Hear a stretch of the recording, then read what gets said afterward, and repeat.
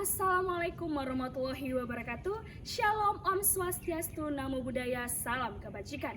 Dewan Juri yang terhormat, perkenalkan kami dari tim B4 dengan saya Valencia Adelina Bruginting selaku pembicara pertama, Adini Putri selaku pembicara kedua, dan Alifa Salwa Sibarani selaku pembicara ketiga.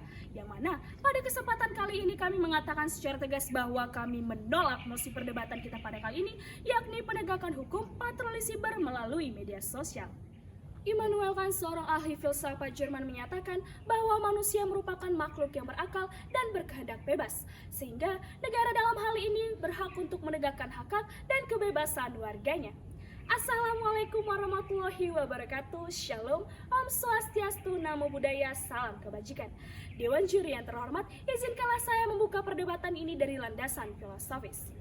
Dewan Juri yang terhormat, patroli siber merupakan serangkaian tindakan untuk menyelidiki atau mengintai melalui komputer untuk melihat adanya dugaan kejahatan siber melalui media sosial. Kewenangan patroli siber untuk memonitoring, mengedukasi, memberikan peringatan, serta mencegah masyarakat dari adanya potensi kejahatan siber sebagaimana yang termaktub dalam Surat Edaran Kepala Polisi Republik Indonesia nomor SE-2-yang kedua Romawi /2021 akan memunculkan konsep mass surveillance ataupun pengawasan ataupun pemantauan massal oleh negara terhadap masyarakatnya. Padahal sejatinya, hal ini telah diperingatkan oleh Persatuan Bangsa-Bangsa melalui surat rekomendasi sebagai praktik yang tidak konsisten dengan hak asasi manusia. Dewan Juri yang terhormat, lahirnya mosi perdebatan kita kali ini dilatar belakangi oleh tingginya angka kejahatan siber di Indonesia. Namun, dengan memunculkan patroli siber melalui media sosial bukanlah solusi dari permasalahan tersebut. Kehadiran patroli siber hanya akan memunculkan permasalahan baru di Dewan Juri yang terhormat dan akan mencederai prinsip kebebasan berekspresi yang merupakan esensi masyarakat dalam bermedia sosial. Hal ini pun terjamin dalam pasal 28E Undang-Undang Dasar 1945. Belum lagi, patroli siber tidak memiliki legalitas yang kuat dalam pelaksanaan tugasnya dan bahkan tidak memiliki parameter yang jelas terkait dengan kejahatan seperti apa yang akan harus ditindaklanjuti. Oleh karena itu, Dewan Juri yang terhormat, berdirinya kami sebagai tim kontra pada kesempatan kali ini dilandasi dengan dua argumentasi utama. Yang pertama, patroli siber melalui media sosial tidak memiliki legalitas yang kuat dan bahkan tidak memiliki parameter yang jelas sehingga nanti akan menimbulkan ketidakpastian. Dan yang kedua, patroli siber melalui media sosial bahkan membuat ruang media sosial sebagai wadah ketakutan masyarakat sehingga hal ini berimplikasi pada terlanggarnya hak asasi manusia. Yang mana kedua argumentasi tersebut akan dielaborasikan lebih lanjut oleh pembicara kedua dan pembicara ketiga dari tim kami. Sekian dan terima kasih. Cogitationis poenam nemo patitur, tiada seorang pun dapat dihukum oleh sebab apa yang dipikirkannya. Assalamualaikum warahmatullahi wabarakatuh. Shalom, Om Swastiastu, Namo Buddhaya, dan salam kebajikan. Dewan Juri yang kami hormati, saya Adini Putri yang akan membuktikan kekokohan bangunan argumentasi kami menolak mosi perdebatan kita kali ini dalam perspektif yuridis. Dewan Juri yang kami hormati, tingginya angka kejahatan siber membuat Kapolri mengeluarkan surat edaran Kapolri nomor SE-2/2 Romawi /2021 tentang budaya beretika guna mewujudkan ruang digital Indonesia yang sehat, bersih, dan produktif dan dapat menangani kasus pelanggaran Undang-Undang ITE dengan memonitor, mengedukasi, memberikan peringatan, dan mencegah masyarakat agar terhindar dari tindak pidana kejahatan siber yang menggunakan Undang-Undang ITE. Dan kemudian diperkuat dengan hadirnya surat telegram Kapolri nomor ST-339-RES-2 Romawi .1.1.1/2021 tentang pedoman penanganan perkara tindak pidana kejahatan siber yang menggunakan Undang-Undang ITE yang dapat diselesaikan dengan cara restoratif justice yang penanganannya berpedoman pada pasal 27 ayat 3 Undang-Undang ITE dan pasal 207 Kitab Undang-Undang Hukum Pidana. Dewan Juri yang kami hormati, berdasarkan asas ketatanegaraan, sejatinya suatu pengaturan yang akan berdampak luas dan membatasi masyarakat harus memperoleh persetujuan masyarakat, yakni dengan produk hukum undang-undang. Saat ini, praktik patroli siber media sosial hanyalah berdasarkan pada surat edaran dan surat telegram. Hal ini membuktikan tidak memiliki dasar hukum yang kuat sehingga memicu ketidakpastian hukum. Meskipun nantinya telah memiliki dasar hukum yang kuat, kami akan tetap menolak hadirnya konsep penegakan hukum patroli siber melalui media sosial. Dewan juri yang kami hormati, kami mengamini bahwa tingginya angka kejahatan siber di Indonesia adalah hal yang memprihatinkan. Namun, hadirnya konsep patroli siber media sosial bukanlah solusi yang tepat. Melihat surat rekomendasi PBB pada tahun 2018 tentang regulasi konten yang dengan jelas mengatakan bahwa negara harus menghindarkan diri dari pemberlakuan pengawasan yang bersifat proaktif dan penyaringan yang tidak sejalan dengan perlindungan hak privasi dan setara dengan sensor prapublikasi. Hal inilah yang tidak sejalan dengan pengimplementasian patroli siber media sosial. Dewan juri yang kami hormati, peran polisi siber untuk memonitor justru mendahului pengadilan dan tidak melalui pendekatan hak asasi manusia sebagaimana surat rekomendasi PBB pada tahun 2018. Meskipun akan melibatkan para ahli, kewenangan polisi siber untuk mengirimkan peringatan melalui direct message kepada akun yang diduga terindikasi tindak pidana kejahatan siber akan berpotensi menciptakan persepsi ancaman membidik seseorang tanpa parameter yang jelas. Pasalnya, polisi diharapkan mampu untuk membedakan kritik, masukan, hoaks, pencemaran nama baik yang dapat dipidana. Hal ini tentu akan rawan subjektivitas dan seolah mencari kesalahan seseorang yang dapat dipidana dan berpotensi meniadakan ruang pembelaan sebab hanya akan ada satu jawaban pasti, patuh atau dihukum, bukannya menciptakan suatu keadilan namun berpotensi memperburuk kecemasan dan ketakutan masyarakat. Dewan juri yang kami hormati, eksistensi patroli siber media sosial akan sangat berpotensi melanggar kebebasan berekspresi yang merupakan hak asasi manusia yang telah dijamin oleh pasal 28E ayat 3 Undang-Undang Dasar Negara Republik Indonesia tahun 1945, junto pasal 23 Undang-Undang Nomor 39 tahun 1999 tentang hak asasi manusia. Pasalnya, patroli siber mengadopsi konsep mass surveillance yang akan membuat masyarakat Indonesia seolah-olah selalu diawasi, dipantau, dan akan semakin mengekang kebebasan berekspresi mengingat Indonesia memiliki Undang-Undang ITE, terlebih berdasarkan data dari Human Rights Risk Atlas yang menyebut bahwa Indonesia berada pada peringkat 30 urutan negara dengan kondisi HAM terburuk. Dewan juri yang kami hormati, dalam perspektif kriminologi, sejatinya kejahatan tidak akan pernah habis selagi manusia lebih dari satu. Seiring dengan berjalannya waktu, tentu jumlah media sosial dan penggunanya akan semakin terus bertambah.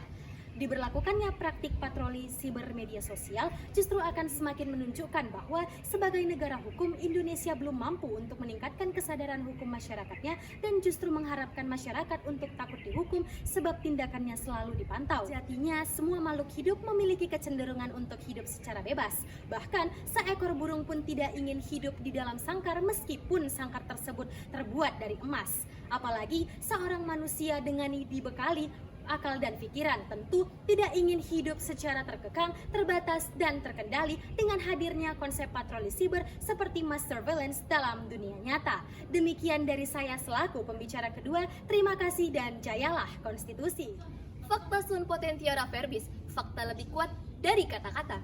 Dewan juri yang terhormat, perkenankanlah saya selaku pembicara ketiga untuk memperkuat kembali bangun argumentasi kami melalui perspektif sosiologis terhadap ketidakberpihakan kami pada mosi kali ini, yaitu penegakan hukum melalui patroli siber media sosial. Dewan juri yang terhormat, kehadiran patroli siber dengan mekanisme yang sedemikian rupa tidaklah efektif dan takkan mampu mengakomodir kejahatan siber di Indonesia, di mana prosedur yang dimulai dari screenshot, meminta pendapat para ahli, memberikan pesan peringatan melalui DM atau pesan pribadi, melakukan pemanggilan klarifikasi apabila tidak mendapat respon yang baik selama diberi peringatan, hingga penindakan berdasarkan restoratif justice, sejatinya merupakan proses yang begitu panjang dan takkan mampu mengakomodir kejahatan siber di Indonesia dari hulu hingga ke hilir. Sebagai contoh, salah satu penelitian yang dilakukan oleh MIT Media Lab menunjukkan bahwasanya berita bohong lebih cepat tersebar dibandingkan dengan berita asli, yang mana bahkan 1% berita bohong paling populer dapat menjangkau 1.000 hingga 10.000 pengguna. Sementara berita asli sangat jarang menjangkau hingga 1.000 pengguna, yang artinya sebegitu cepatnya konten kejahatan siber tersebar di media sosial, yang mana hal tersebut tidak hanya terjadi pada kasus hoax, melainkan juga kepada kasus-kasus kejahatan siber lainnya. Lantas sampai pada tahap mana kita dapat memaklumi proses yang sangat panjang dan tidak efektif ini? Sebab seberapa banyak lagi kerugian yang harus kita terima hingga kasus tersebut dapat teratasi dengan baik? Dewan Juri yang terhormat, adapun argumentasi selanjutnya yang memperkuat ketidakberpihakan kami pada mosi kali ini, yaitu kehadiran patroli siber yang menghambat kebebasan berekspresi dan berpendapat masyarakat. Dengan kata lain, patroli siber mendegradasi hak asasi manusia sebagaimana telah dijamin dalam pasal 28E ayat 3 Undang-Undang Dasar 1945. Bahkan berdasarkan survei terkait pandangan masyarakat soal kebebasan berpendapat yang diselenggarakan oleh Lembaga Survei Indikator Politik pada September 2020. Atas pertanyaan, setuju atau tidak, warga makin takut menyatakan pendapat. Dengan total 1.200 responden menunjukkan bahwasannya 70% masyarakat setuju bahwa saat ini masyarakat Indonesia semakin takut untuk menyatakan pendapatnya. Maka berdasarkan data tersebut, dapat kita bayangkan bersama Dewan Juri terhormat apa yang akan terjadi ketika polisi berhadir melakukan pemantauan massal atau mass surveillance di media sosial. Yang mana seharusnya hal tersebut menjadi tempat di mana masyarakat dapat berinteraksi dan berpendapat secara bebas. Purwalau dalam hal ini, pihak polisi menyatakan bahwasanya tindakan tersebut tidak akan menghambat kebebasan berekspresi masyarakat, namun tetap saja dalam kenyataannya, hal tersebut akan menciptakan rasa tidak aman di tengah masyarakat pengguna media sosial. Hal tersebut sebagaimana dinyatakan oleh pengamat kejahatan siber Teguh Aprianto. Beliau menyatakan bahwa virtual police atau polisi virtual yang diluncurkan oleh Barreskrim Polri membuat masyarakat ketakutan untuk menyatakan pendapatnya. Maka tak dapat dipungkiri lagi, angka 70% ini akan melejit naik seiring dengan ketakutan masyarakat akan hadirnya polisi siber di media sosial. Apabila hal ini terjadi Dewan Juri terhormat, maka hal tersebut akan berangkat menuju permasalahan yang lebih serius lagi, yaitu killing effect, di mana pada tahap ini masyarakat akan semakin ketakutan untuk mengkritik pemerintah, bahkan sekadar untuk menyatakan pendapatnya di media sosial. Maka bukan tidak mungkin hal tersebut akan menjadi awal mula runtuhnya demokrasi di Indonesia. Sementara berdasarkan survei yang dilakukan oleh The Economist menunjukkan bahwasanya skor indeks demokrasi Indonesia mengalami penurunan yang sebelumnya 6,48 menjadi 6,3. Yang mana dengan skor 6,3 ini Indonesia diklasifikasikan sebagai negara dengan demokrasi cacat.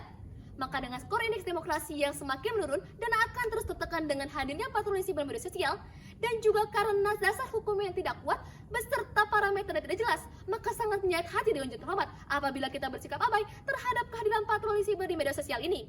Maka dari itu, kami mengajak Dewan Juri terhormat beserta rekan-rekan konstitusi untuk bersama-sama seperahu dengan kami menolak mosi perdebatan kita pada hari ini, yaitu penegakan hukum patroli siber melalui media sosial. Adapun solusi yang kami tawarkan ialah untuk meningkatkan kesadaran budaya hukum masyarakat Indonesia guna menekan angka kejahatan siber di Indonesia. Pun alangkah baiknya, polisi siber yang saat ini mengawasi media sosial dialokasikan untuk melakukan pemantauan tertarget terhadap kejahatan serius lainnya, seperti kejahatan teroris dan sebagainya, dibandingkan dengan melakukan pemantauan massal terhadap media sosial seperti saat ini. Dan yang terakhir, dengan memperkuat regulasi saat ini, seperti Undang-Undang Informasi dan Transaksi Elektronik beserta peraturan pelaksana lainnya. Sekian argumentasi dari saya, terima kasih dan salam konstitusi. Dewan Juri yang terhormat, sampai saat ini, sampai detik ini, kami pun sejatinya tidak tergoyahkan dan akan memegang teguh prinsip kami untuk menolak mosi perdebatan kita pada kali ini. Sebagaimana yang kami paparkan dalam argumentasi utama kami, patroli siber melalui media sosial tidak memiliki dasar hukum yang kuat dan juga parameter yang jelas, sehingga nantinya akan menimbulkan ketidakpastian. Pun sejatinya, patroli siber melalui media sosial hanya akan menjadikan ruang media sosial sebagai wadah ketakutan masyarakat dalam berekspresi, sehingga hal ini berimplikasi pada terlanggarnya hak asasi manusia. Dewan Juri yang arif dan terpelajar, pengawasan patroli siber melalui media sosial pun sejatinya hanya membuat masyarakat semakin terkekang dan merasakan konsep mass surveillance yang berlebihan di dalam dunia maya. Maka sejatinya Dewan Juri yang terhormat, janganlah kita membiarkan masyarakat kita merasa terhianati terhadap pemerintahnya sendiri. Dewan Juri yang terhormat, hadirnya kami sebagai tim kontra pada kesempatan kali ini sejatinya bukanlah tanpa solusi yang jelas. Namun, kami sejatinya menawarkan solusi utama. Yang pertama adalah dengan cara meningkatkan kesadaran budaya hukum di Indonesia. Dan yang kedua, dengan cara mengalokasikan polisi kejahatan siber kepada kejahatan yang lebih serius seperti terorisme ataupun kejahatan lainnya. Dan yang terakhir adalah memperkuat sistem regulasi yang sudah ada seperti Undang-Undang Informasi dan Transaksi Elektronik ataupun regulasi yang lainnya. Maka dengan ini Dewan Juri yang terhormat, janganlah kita membiarkan negara kita menjadi negara yang cepat dalam mengambil keputusan namun cacat dalam pengimplementasiannya. Burung Irian, burung cendrawasih, cukup sekian dan terima kasih. Salam konstitusi.